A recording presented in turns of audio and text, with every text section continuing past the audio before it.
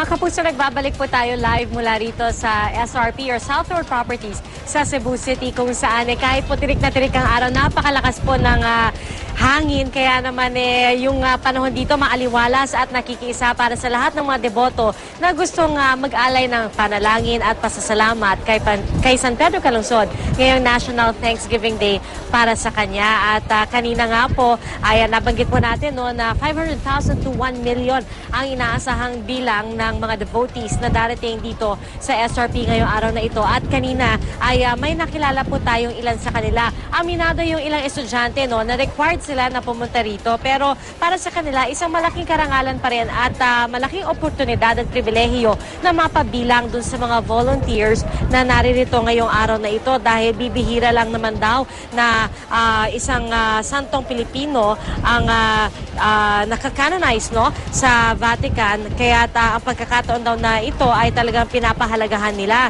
At meron din tayo nakilala na mga miyembro ng iba't ibang Catholic Women's Group na magvo-volunteer para sa misa mamaya. At isa sa mga napansin natin dito mga kapuso ay bukod sa marami po yung mga medyo may edad na po na deboto, may mga bata rin na bit-bit ng kanilang mga magulang dito sa SRP.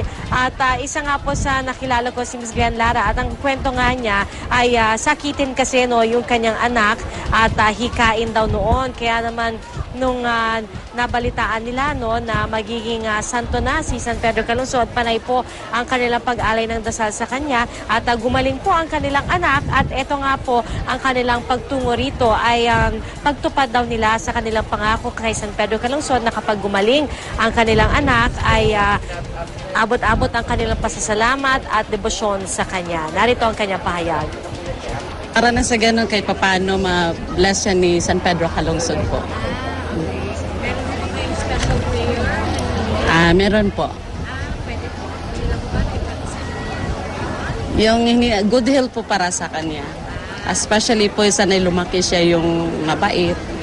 At